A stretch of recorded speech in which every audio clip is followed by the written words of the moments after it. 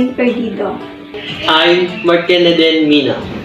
I'm Betita, and for today's TED Talk, we will be talking about the interesting things that you may not know about Mandarin culture and tradition. China is a beautiful and one of the ancient cultural country. According to Chinese scholar Liang Qichao in 1900, China has more than 3,600 years written cultural history. Culture and tradition are the national identities of a country. The Chinese culture has tremendous diversity and variety. Every corner of the world knows about China's culture, tradition, population, and influence, but still it seems very bizarre and mysterious to the Western world. China is a large, united, multinational state, officially has 56 ethnic groups. The largest group is the Han Chinese with 91.60 people.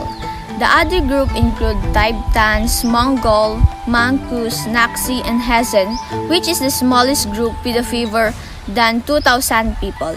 Each group has a different dialect, like Hmong-Mi languages, Tai-Kadai languages, and Chinese, and practicing a variety of different cultural customs. China has 100 languages to speak and 7 major group of dialects. According to Mount Holyoke College, Mandarin, also called Putonghua, mainly spoken in the capital of Beijing, is the official language.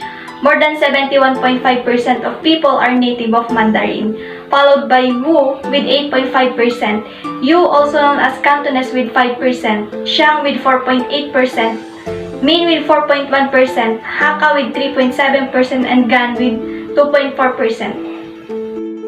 When speaking about Chinese culture, tea drinking needs to be mentioned.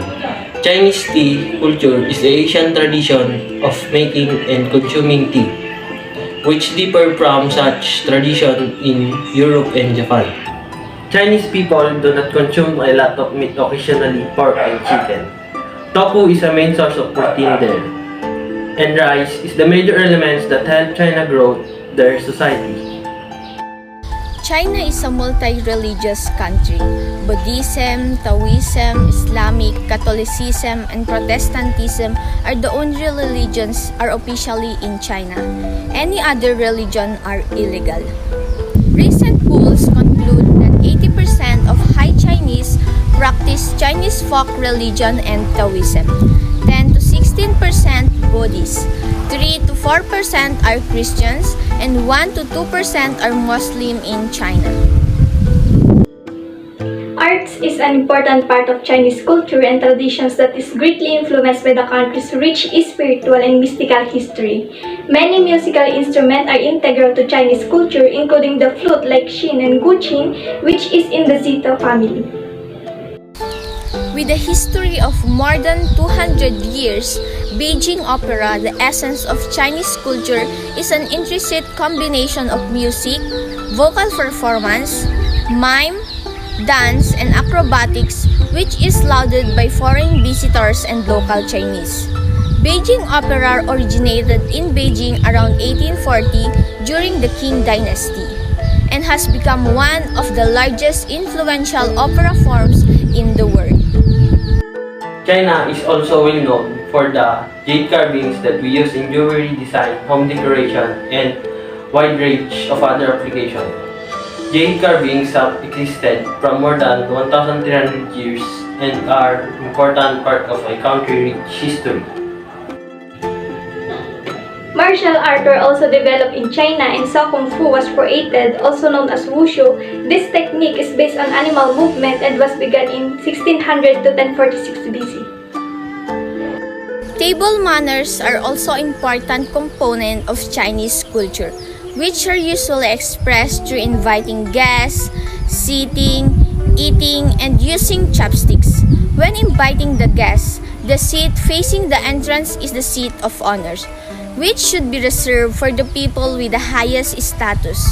When the guests enter rooms, the host stands until the guest sits down.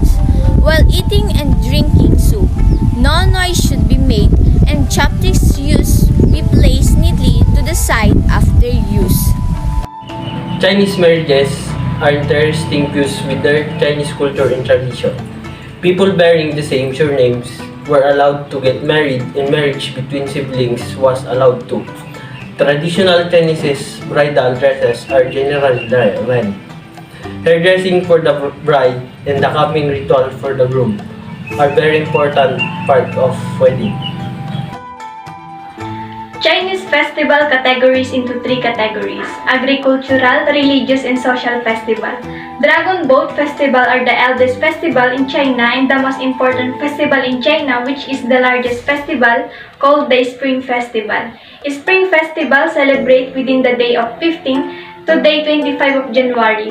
The holiday is marked with fireworks and parades featuring dancers dressed as dragons.